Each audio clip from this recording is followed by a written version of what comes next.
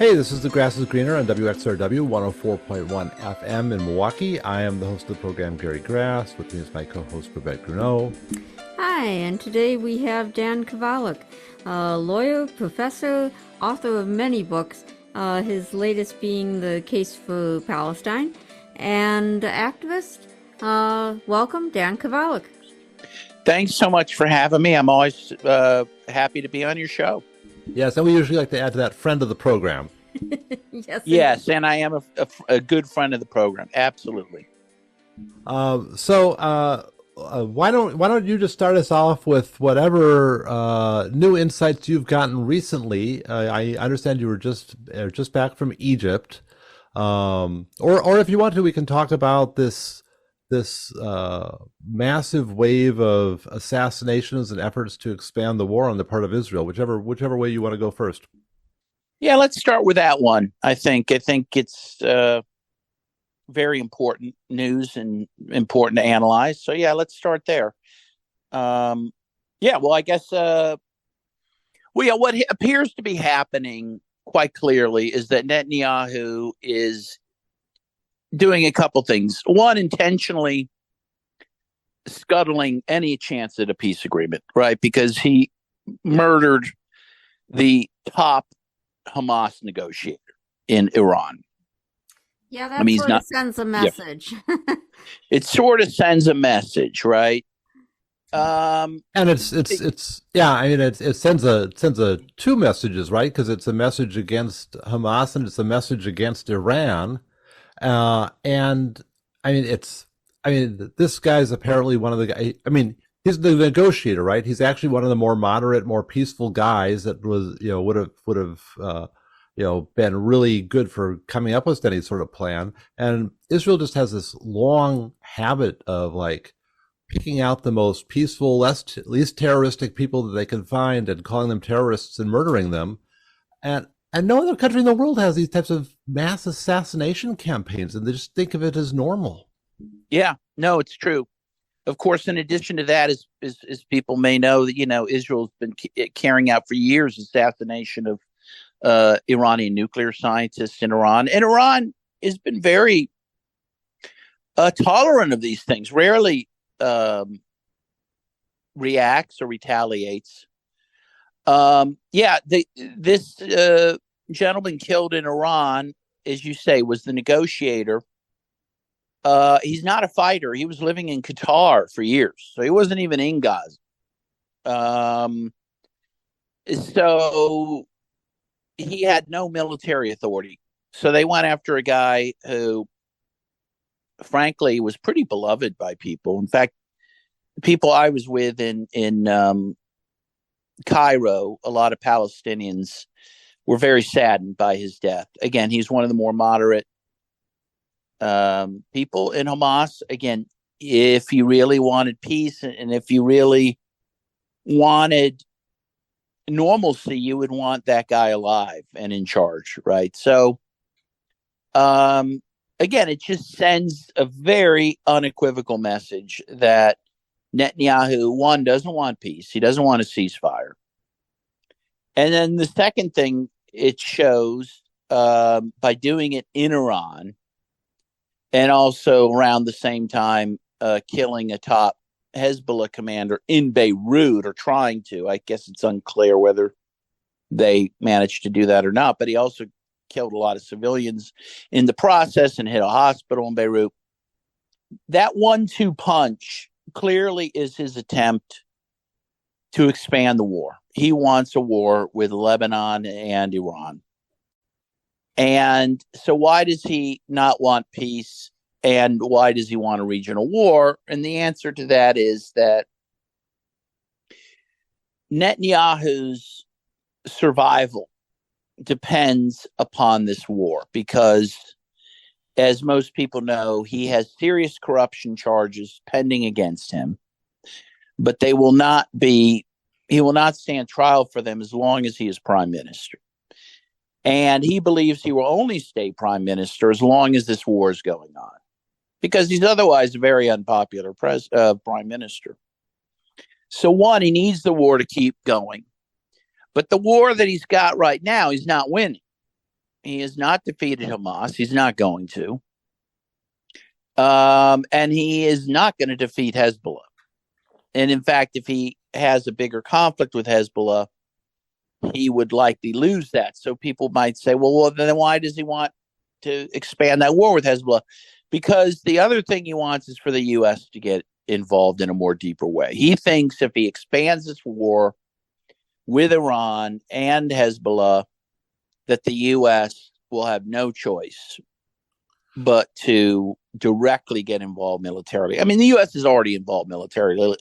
Let's be very clear about that. Yeah. We're giving them naval cover. We're giving them air cover, giving them intelligence. Apparently, we have some special forces that have been in Gaza, may still be in Gaza, that have done some operations with the Israelis. We're involved. But well, even without those things, we'd be involved, because without the constant flow of exactly the weapons that Israel needs for the conflict, there'd be no conflict at all, right? Israel would just grind to a halt for lack of weapons. Well, that's right. And the U.S. supplies Israel with about 70 to 80% of its weapons. Germany provides about 20 to 30%, and then other countries provide a little, but. And Germany will do whatever we tell Germany to do, because they'll even accept the blowing up of the Nord Stream pipeline. So there's nothing they won't do for us. If we wanted them to stop, they'd stop it instantly. Very true. Very true. So we're deeply involved, but we're not directly involved in the way that Netanyahu would like. And that is, he would like, American service people on the ground en masse. He would like the U.S. to be directly attacking Hezbollah and directly attacking Iran. He wants to destroy the Iranian government, certainly, if not all of Iran. I mean, and that's, we can get into deeper reasons for that. I mean, because some in Israel, like Netanyahu, have a desire for a greater Israel, which means gaining much more land than they have already. But it's also because they see Iran as an existential threat. And so Netanyahu sees this war as an opportunity to maybe deal with Iran once and for all. So he wants to provoke a war. And again, he could not win that by himself. But he thinks the U.S. will join forces with him in a major way. And the question is, will the U.S. do that? I mean, it's very clear that Biden and Harris don't want that war, that they've told Netanyahu they don't want that war. But at the same time, as you say, you can say whatever you want to Israel. Israel doesn't listen to your words; they only listen to your actions, because they know that you never follow up on any of your words. Well, that's correct. And even in terms of words, when the attack happened in Iran, and Iran said they would retaliate, the U.S. Was very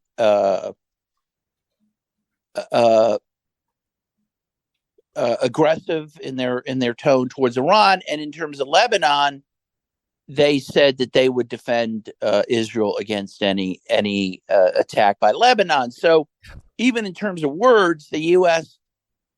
publicly is saying it will come to Israel's aid in the way they want it to. So, I don't. Yeah. Yeah. I mean, it's like, there's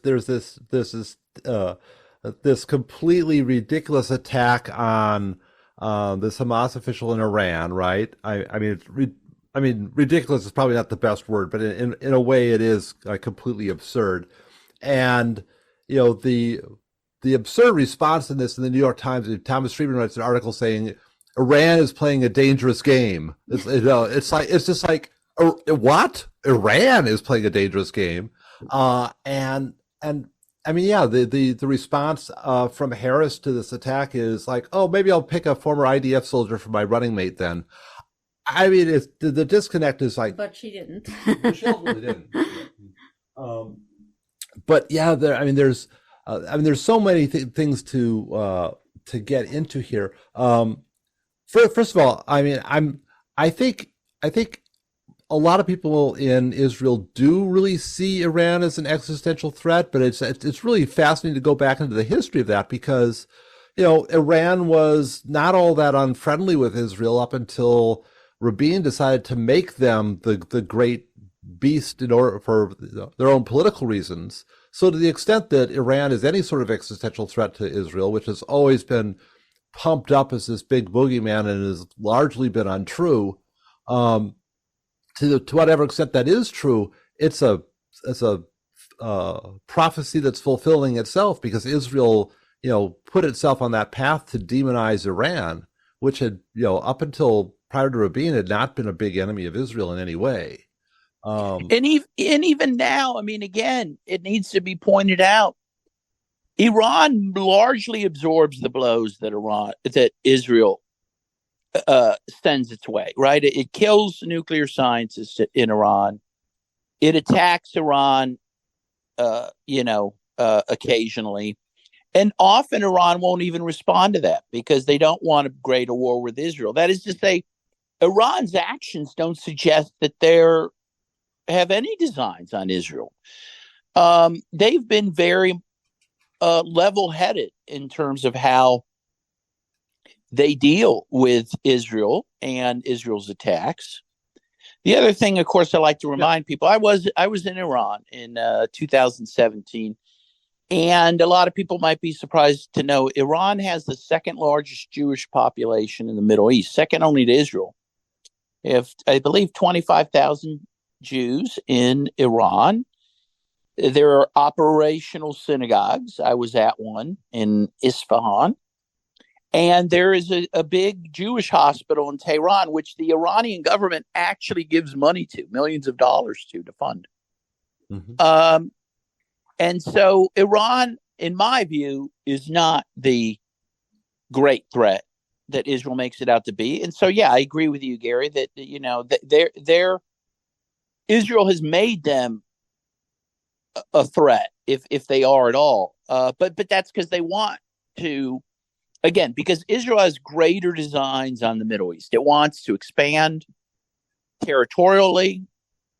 And also, its big beef with Iran, in truth, more than anything, is that Iran has provided critical support to both Hezbollah and Hamas, and to the Palestinian people. The truth is, Iran is the last line of defense for the Palestinian people, and that's what upsets the Israelis more than anything.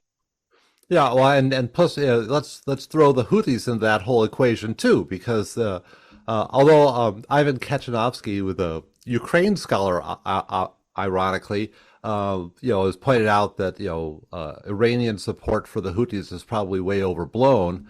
But they do support the Houthis, and the Houthis are intervening in this conflict by stopping shipping of weapons to Israel through the Red Sea, and taking actually direct strikes against Israel, which is it's like there has been in some sense a success in regionalizing this, but it hasn't come to war because all of the sides involved have played this sort of very delicate game with a lot of maturity, saying we don't want to expand the conflict. We don't want to give Israel the response it wants by provoking us. So we'll take very, very measured responses. And so you had that one sort of deal with the strike in Iran, and Iran struck back at an Israeli base. There were some efforts, to intercept missiles heading there, but Iran has very advanced weaponry that got through. I mean, Iran is much more powerful now and has much more sophisticated weapons. In some cases, more sophisticated than U.S. weapons. And there's at least the understanding that was a sort of a brokered agreement by the U.S. to say, we will end this now by giving you this as your, face-saving retaliation. This is your reprisal, and then it's over. And that seemed to work for a little while, but Israel will not accept any any cease, right? They wanted to get going and going and going and going, and there's no end to the provocations that they will launch to get this. And the U.S. has had this sort of role in the past where it has some concern about escalation. It has a lot of hubris to think that it can control things, and so it keeps feeding the situation. But it also has had a little bit of foot on the brake, at least while Biden was around. It feels like since Biden stepped down from the presidential nomination, that he is pretty much absent from the scene, and that really too soft foot on the brake is gone now. And Harris is clueless, and the people that are around Biden have the worst possible instincts. And now I think I'm just very fearful for what will happen now, because I think that break is gone. Well, I agree with you. I do agree. I said about 30 things there. I'm sorry. That's okay. Well, I'll just start off from where you left off, and that is I agree that Biden, for all of his shortcomings, was a bit of a break on the neocons around him, like Anthony Blinken, for example. And I agree that with him stepping down, there are no breaks, because Kamala Harris, her thing is not foreign policy. She has no foreign policy. Former Attorney General of California, and all of the foreign policy skills that suggests. Right. So, and she's, I'm sure, so grateful to now be in line for the presidency that she'd be willing to do what anyone tells her to on foreign policy. That, I think she's giving the neocons free rein. They are in charge now. And in fact, we see, again, Anthony Blinken talking more and more about Gaza and Iran and Ukraine, and not hearing from Biden at all about it. So, even though, of course, Biden is still officially the president of the United States. So, the neocons are in charge, and these are people that want a war with Iran. So, and maybe with Russia as well. So, I mean, it is a scary time. And over the years, my views on historical events have kind of, changed and modified. But the one thing I have seen, and I've heard other experts, and not that I'm an expert, I don't want to claim to be an expert, but what I've heard experts say is that, since World War II, every president we've had, as bad as some were, at least one of their main tasks is to protect the American people and the world from World War III, from a nuclear conflagration, right? And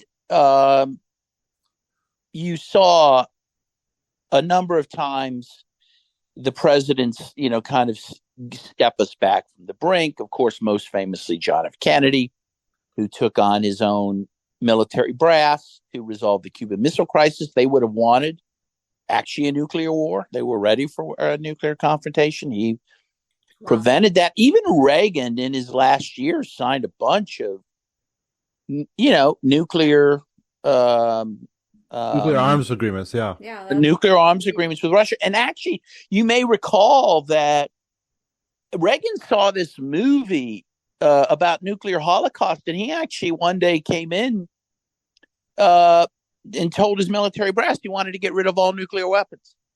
And it was they who said, oh, no, you can't do that. The point is, our presidents, again, for even as much of warmongers as they could be, and Reagan was as big a warmonger as anyone, didn't want to pull the trigger on World War III. And I fear that there is no one now in the Oval Office who will play that role that you mentioned, Gary, of being the brake on the very worst happening. Well, they're all too young now. I mean, someone else made the point, I don't remember who it was, that, Biden, being old is a liability in some ways, particularly when your brain starts to go. But he is a guy who was of that generation that remembers duck and cover, right? He remembers Bert the Turtle in the videos, right? Because, people that are a little older they grew up with the constant threat of nuclear holocaust overhead, and they understood what that meant a little bit. There is this really kind of bizarre disconnect with all these sort of callow young people in the administration now that don't seem to have any awareness of what a nuclear war would be. And some people say, well, maybe we should have a small nuclear war. Maybe that would be good to show Russia some, and it's just insane. So I think a lot of that is generational, and that healthy fear of nuclear conflict isn't going to come back because the people are dying out. The only way we're going to get it back is to have someone get nuked somewhere. Yeah, and of course, where the nukes, there are two theaters. I shouldn't have said that. I'm not championing the use. Let's have a nuclear war so we can get that fear back.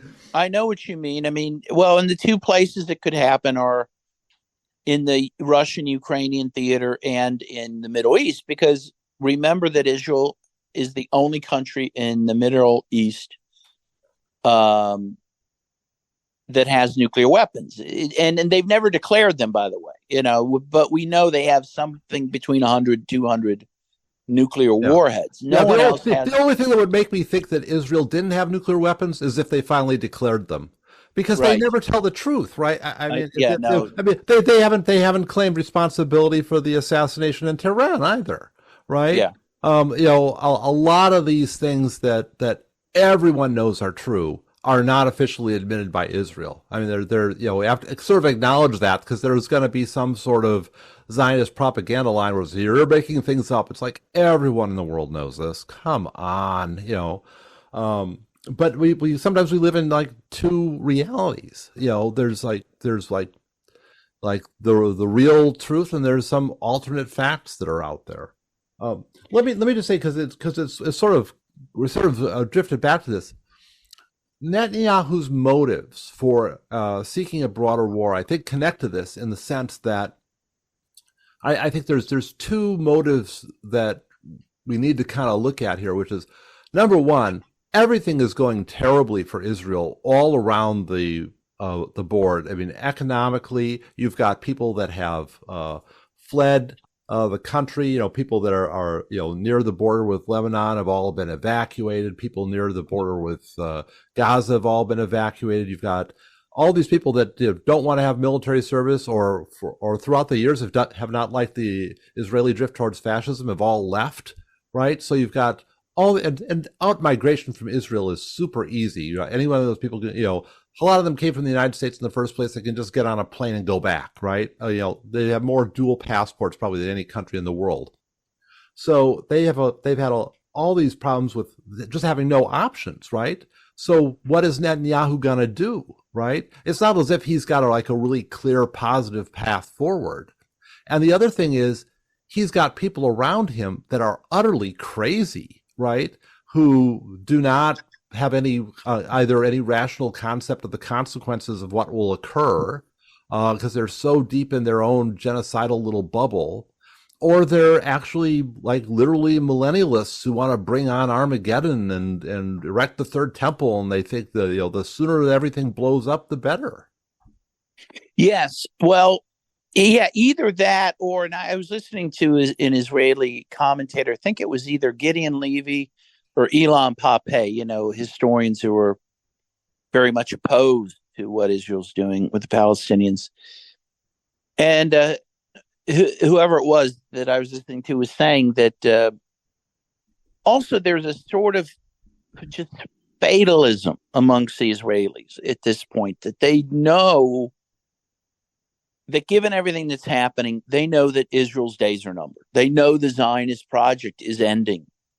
And there's almost a fatalism. They're almost kind of blindly walking in to, the extinction of Israel stoically, and won't change course to save it, which is very interesting. Again, because the Israelis probably live under more delusions than anyone in the world.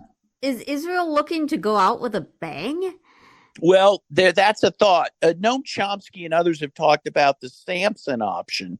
Yeah. Which Israel, apparently, some people in Israel have actually articulated, remember that Samson, he Pulled down with the his great, temple. he pushed the pillars of the temple down, destroying the temple, but also they fell down on him. And there are some people in Israel articulating that very scenario where they might be willing to bring down their enemies, even if it brings them down at the same time. And for example, that could mean using a nuclear weapon on Lebanon, even though that might, the radioactive fallout from that may affect Israel. So Yeah, you're not. Yeah. I think the big example of this was threatening to nuke Russia in 1973 if the U.S. didn't support them, because that would bring about a nuclear war between the U.S. and Russia, right? Absolutely. Yeah, no, I mean, you're dealing with some really fanatical people who are not thinking rationally. And that's what's so scary. Like, we keep arming Israel, and it's not a rational actor. And it is leading us all down the road to perdition. And it should be very scary to people, and a lot, you hear a lot of people worried about, global warming, and that's going to kill us all. And it might. I'm not minimizing that. But, the threat of nuclear annihilation is much closer than annihilation by global warming. And people need to start wrapping their heads around that. We used to have, as you know, a very big, strong anti-nuclear weapons, movement in this country, the no nukes mobilization movement for survival. Yeah. And we don't have that. We don't, again, it's not even on people's radar screen that this is a problem, that this is a threat. And I think if they we invented the peace sign, right? The semaphore letters for ND, nuclear disarmament. That's where we get that peace symbol from. Yeah. And again, it used to be a very big thing. It used to be a big part of the culture. A lot of popular bands were part of that no nuke movement. And that's just gone with the peace movement generally. Now, the peace movement in some ways is making a comeback with the Palestinian protest, which is great. But even those are very narrow in their focus. There are no just general peace movements in this country calling, for example, for détente with Russia, which used to be a big thing during the first Cold War, right? Mm-hmm. It used to be a big movement. There used to be Russian-U.S. friendship societies. You just don't have much. More of something that was needed. Yes. Because, people saw the threat, and now they just don't. They don't think about it. They think, oh, well, we're the most powerful superpower, so why do we need to have any dealings with anyone else? Biden was asked that question about U.S. capabilities to go attack all these different places all at once. And he says, yeah, we can handle it. We're not just the most powerful country in the world. We're the most powerful country in the history of the world. And it's just the complete, hubris and denial to not realize, just how badly the U.S. has been performing. It's like we couldn't beat, the Mujahideen or the Taliban. I mean, it's like we fail. And what is the last war we've actually won, right? I mean, it's, Israel has this massive U.S. arsenal at its disposal. It cannot win against Hamas. Ukraine has drawn out almost all the production capacity of the entire West. We've stripped the military resources of Europe and rushed stuff from Israel and Taiwan to Ukraine to try to keep that conflict going. They can't stop Russia from taking, Russia's having massive acquisitions by leaps and bounds now. They're finally, speeding up their assaults because it's the Ukrainian line is so weak. All the U.S. weapons in the world isn't going to save any one of these countries, right? And we still think that we can dictate terms all over the world and tell them what to do. And we're gearing up for a war over Taiwan now. We're arming the Philippines. Yeah, we think we can have, wars in 3 different theaters at one time when, as you say, we couldn't even beat the Taliban. As they say, though, denial is not just a river in Egypt. So, which may be a segue into our next topic. You were just in the Middle East and in Egypt, and what did things look like from that perspective? Well, yeah, it was very interesting. Egypt's a very interesting place, obviously, historically fascinating and old. I guess that the cradle of civilization in many ways. It's an interesting place to be. I mean, just a couple observations for you if you've never been to Cairo. It's a giant city. I think 25 million people.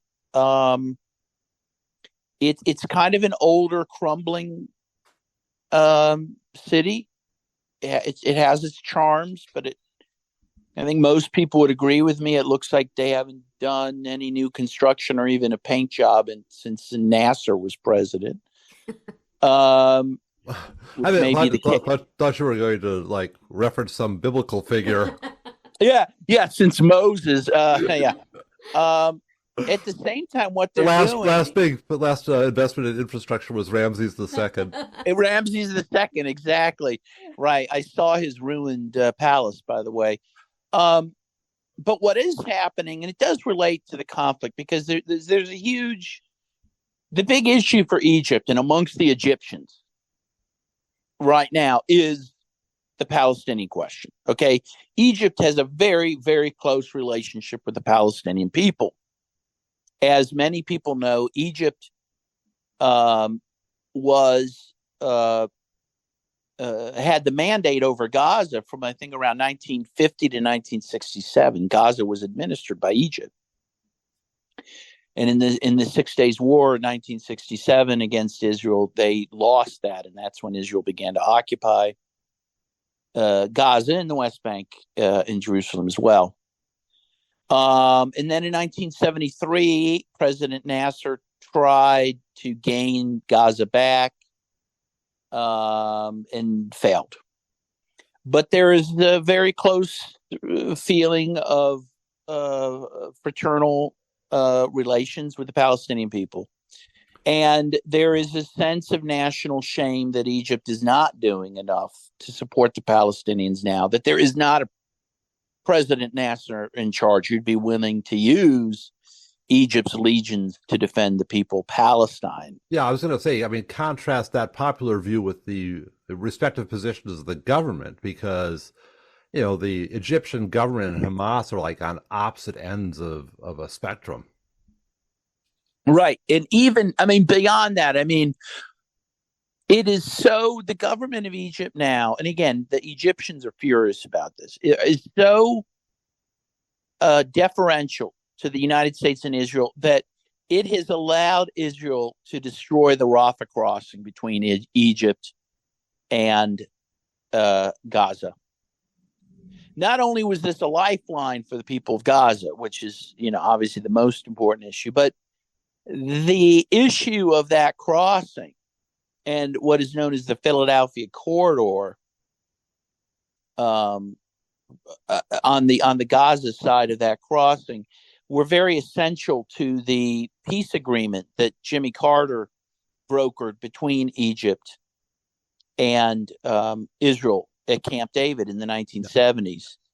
Well, Israel has Camp David shovels Egypt a ton of money, so that's part of the control there. Well, that is, but the point is, Israel has violated that long-standing Camp David Accord by destroying the crossing, taking over the Philadelphia corridor, and yet Egypt has done nothing. It has stood back and taken it. And it has stood back and watched this genocide in Gaza. So again, people are very ashamed of that. Now, Egypt has brought in about 100,000 Palestinians from Gaza fleeing the war. That's good that they did that. However, Palestinians had to pay to leave. they had to pay between $5,000 to $6,000 a person, an adult, and $1,000. Who are they paying? A Israel or company, Egypt? a company run by the son of President Sisi. Wow. Oh. So Egypt made millions of dollars off of the Palestinian suffering. I mean, and I know some Palestinians, and I met some Palestinian friends there, including a former student of mine who went to Pitt for a year, Pitt Law School. He was a student of mine, great guy, wow, who was living in Gaza. He left there for Egypt, and he had to pay. He has a family of 4, so he had to pay something like $12,000 to $15,000 to get his family out. Now, for a person in Gaza, that's first of all, most people would. Outrageous amount. I mean, I don't have that in liquid assets. If I had to come up with 15 grand, and most people in Gaza could never come up with it, and those that do, that's their entire life saved. There's nothing left. So it is nice that the Egyptians allowed them to come in, but to make them pay is ridiculous. And they are not allowed to work. The Palestinians, they do not have residency status, so they can't travel anywhere. They cannot put their kids in school.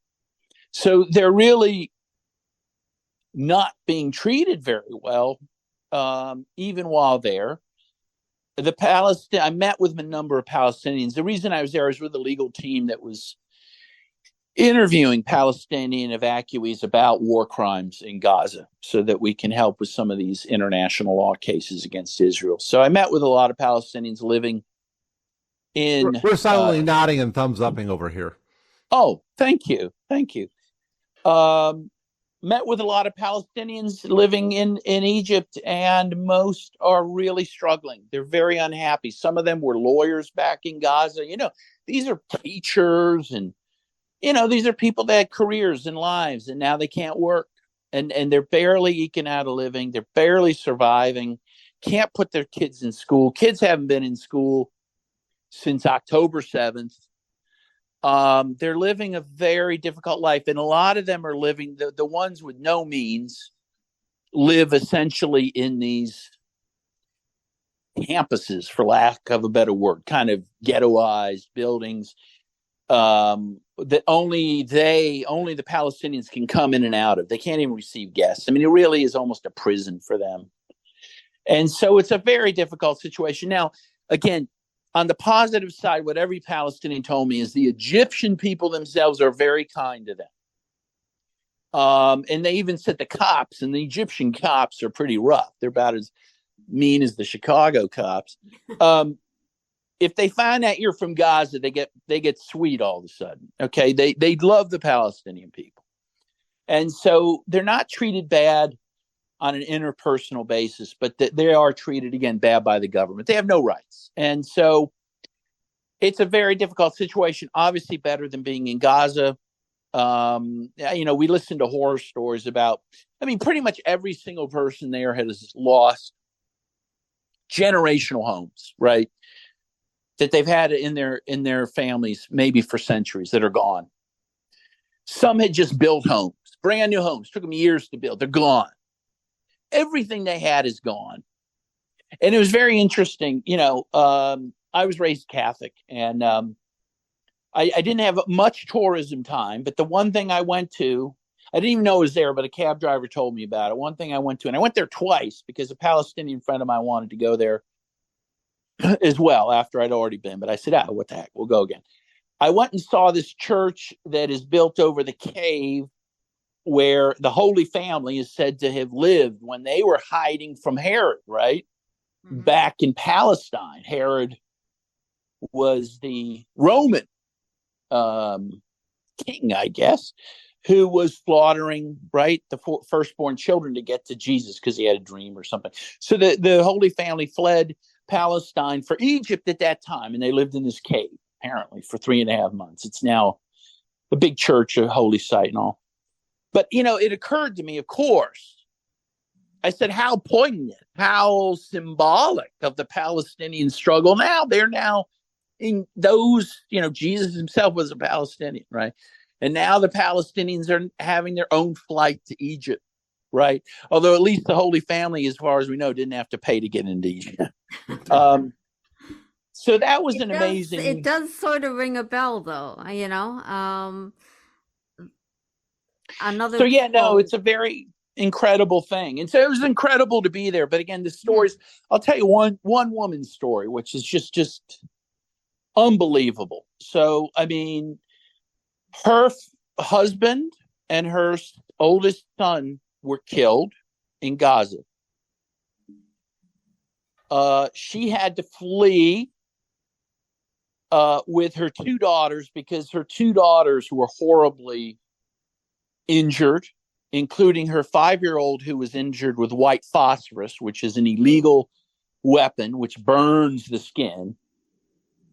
She had to flee from Gaza to Egypt to get medical attention for the girls. Girls ended up being sent to Ankara, Turkey, for specialists to take care of their issues. She's back in Egypt, okay, with her 5-year-old and her teenage daughter, 18-year-old daughter, in Ankara, Turkey, okay, in the hospital. Meanwhile, her two younger sons are still in Gaza. She is beside herself, absolutely beside herself. She cannot get to her children. They can't get to her. She's lost her husband and older son. And this is a very typical story of people in Gaza right now. I mean, it's just absolutely heartbreaking. What's happening? Whole families just being obliterated. So yeah, that was my experience there. It was a very, in a way, a melancholic experience because of what I saw and heard, but I was glad to have gone. I mean, it was kind of a spiritual experience as well. So It sounds like it. The people you talk to, are they saying it would be better if the borders were opened and more Palestinians could get out? Or are they afraid that then it would be just another Nakba and they'd be like all pushed out? yes, it is the latter. I mean, one, yeah, certainly they want the border open. The border's been closed since May 7th. That needs to be pointed out. Israel shut that border May 7th. So we're now what? May, June, July. We're 3 months in. Okay, so nothing has gone in. No aid has gone into that border. No people have come out. So that's an incredible for 3 months. And this was the main border crossing. Obviously, that border crossing has to open up for humanitarian aid, has to open up for the injured, wounded to get out. Well, there's no hospitals left on the other side. Because there's no hospitals, there's no clinics. At the same time, Babette, you're right. You point to an issue, though, which the Egyptians themselves talked to us about, the very thorny issue of wanting to help Palestinians and welcoming them into Egypt if they need to come, but not wanting to be a party to a giant ethnic cleansing. And the one thing President Sisi did for all of his failures and shortcomings, he rejected a huge bribe, which was the U.S. offered to write off, I guess, $180-some billion debt for them if they would build the tents in the Sinai Desert for everyone in Gaza to move into.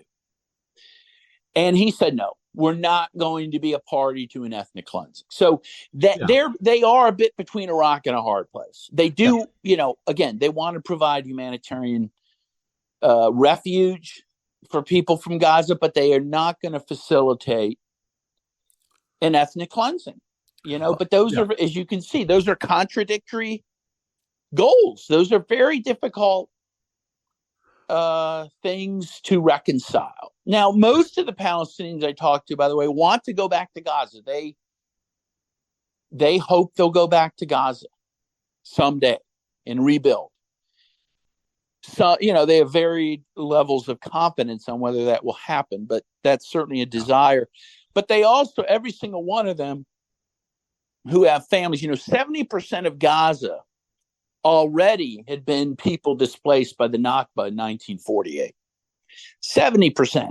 So most of these families, and they're painfully aware of that history. So most of these families, they know that once you're ousted from one place, you're never going back.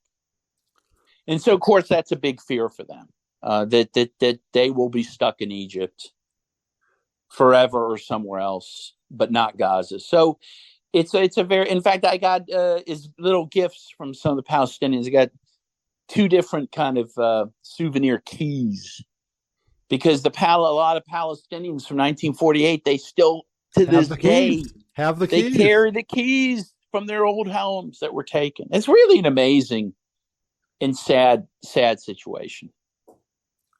Yeah, I mean, I remember when Blinken was going around to all of the countries in the area, trying to work out this plan where, they would take refugees from Palestine, and that this was the whole kind of U.S. plan was. Look, you don't have to do a complete genocide. You can just ethnically cleanse the area. We'll find places for all these people to go, so you can just take all the land. And and everyone just said no, right? And Sisi rejecting the bribe was part of that.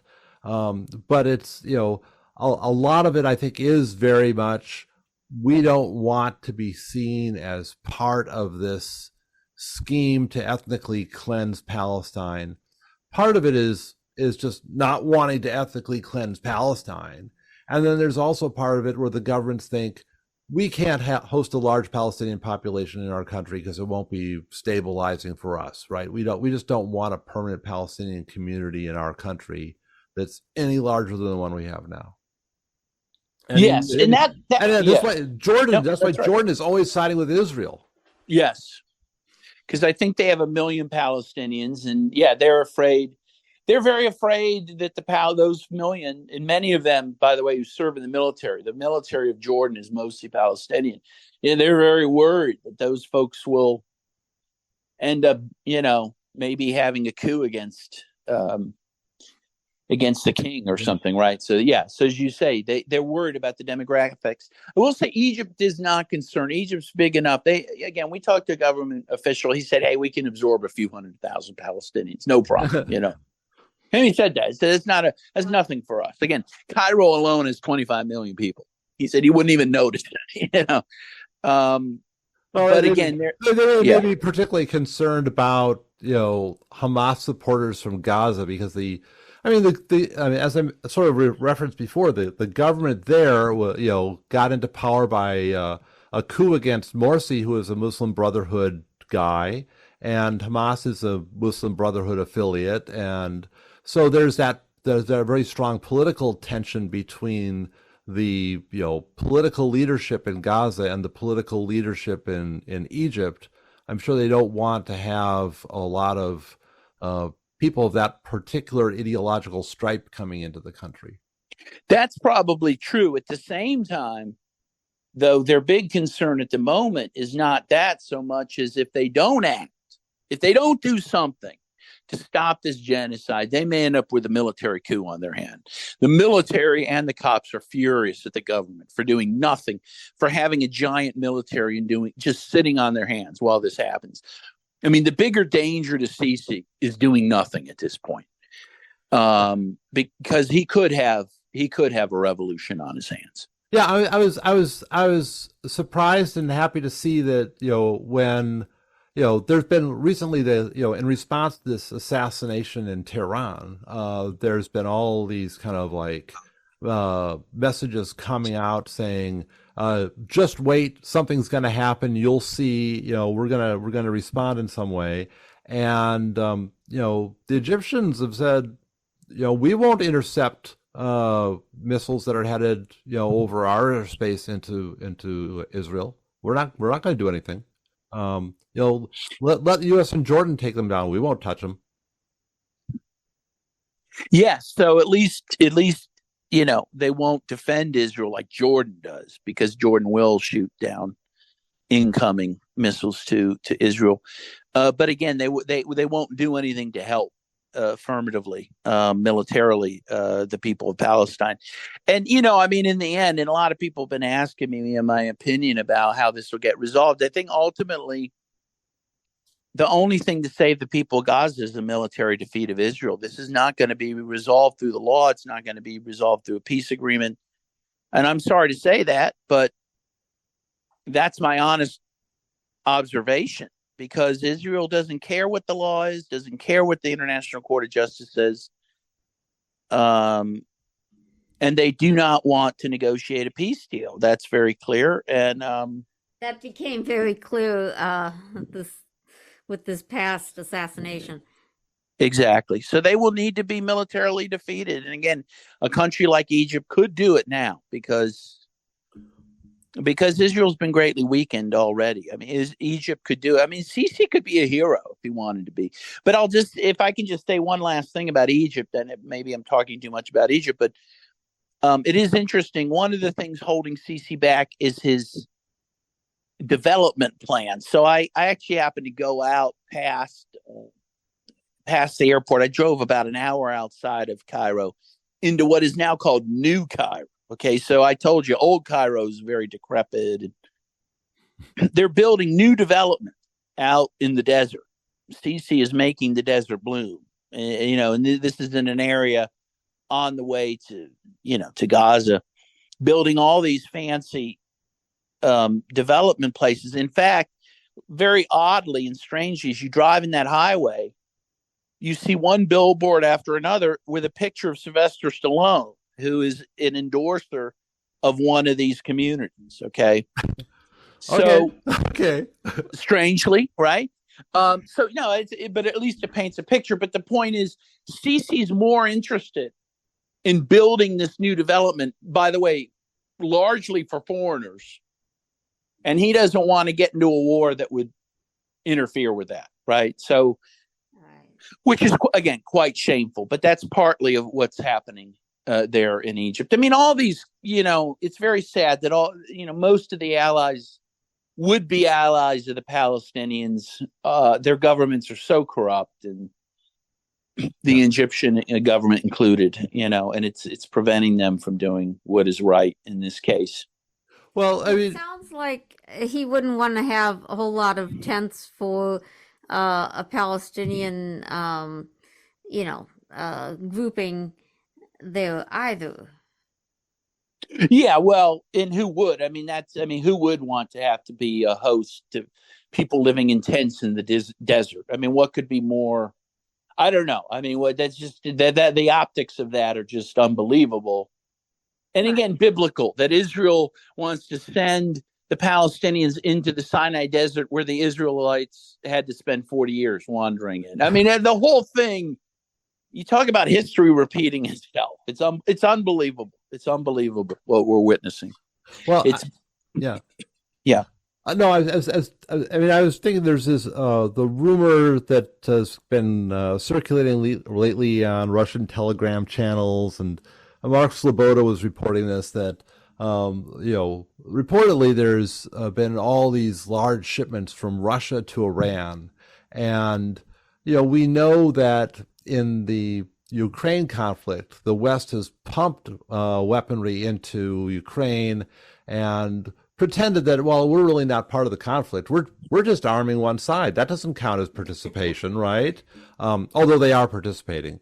And this sort of gives a green light to Russia that, oh, well, we're not participating in the Middle East conflict at all if we're just, helping send all the most advanced weaponry we can get our hands on and sending it all to Iran right now. If there's someone that's going to end this conflict via some sort of, military means, Iran is probably the place to look, right? Not to Egypt, right? Yes. Yeah. Well, and Israel knows that. I mean, Iran, and again, I have to say, I mean, I'll just be upfront. I give Iran credit for at least standing by the Palestinians in a way that few other countries are willing to, and I give Yemen a lot of credit for that. I think that the rest of the world is sitting on their hands and doing nothing is just the height of shame and treachery. And the Palestinians are quite painfully aware of that. I mean, I often hear from the Palestinians, the world is doing nothing for us, and that's largely true. Again, outside of Hezbollah, Iran, and Yemen, it is true that no one's doing anything for them. And, I feel like we'll all be judged for what we did or didn't do for the Palestinians at this time, because what is happening is so terrible. I mean, you go to a place like Japan, right? Because I was just seeing news from as we're recording this on August 6th, right? They just had their Hiroshima memorial activities in Hiroshima because it's that anniversary, and apparently, the national figures that were there didn't mention any sort of threat to nuclear peace other than Russian nuclear threats, which seemed like very bizarre. But Japan has had some mild sanctions on Israel. There have been stories about how Israeli tourists in Japan are mistreated by shop owners and get into fights because they wear their Zionism on their sleeve and they annoy people and they're just incredibly bad guests, and they send out all these TikTok videos about how anti-Semitic Japan is and how they hate Jews because this person wouldn't service at their shop and they forced us to get out or something. It's just, there's a lot of stuff that's just, I don't know. It's very meager in terms of what the rest of the world is doing. Yes, it is meager, and I think as Americans, it's important to keep protesting. It's important to keep putting pressure on our officials to resist an expansion of this war and to support a ceasefire. I mean, I think it is everyone's moral imperative to do that, and we need to rebuild our peace movement for all the reasons we've said on this show today. It's particularly important for us because we are the ones funding it. We're the ones, mainly standing by Israel. If it wasn't for the U.S., Israel wouldn't have a chance. So that also brings up just how, in a sense, how guilty we are in backing this horrendous genocide. Yes, and it makes us all morally culpable. I believe that, and that's why we have to resist. We have a moral obligation to do that. Well, I think that's a good note on which to conclude. I think that's. I don't know if there's anything else you want to toss in right at the end, but it's like, obviously that type of call to action is the most important thing right now. And when you say ceasefire, it's sort of a euphemism. We don't really want to pause, right? We want to first and foremost end the genocide, and second, end the war, right? And then let's get some nuclear peace treaties back on the table and start working on some longer solutions so we don't face this immediately right again. Absolutely. And that needs to be our message to the people who are running for office in November. Okay, well, thank you very much for being on the program. As always, it's great to talk to you, Dan Kovalik. Thank you, and check out my book, The Case for Palestine. Thank you.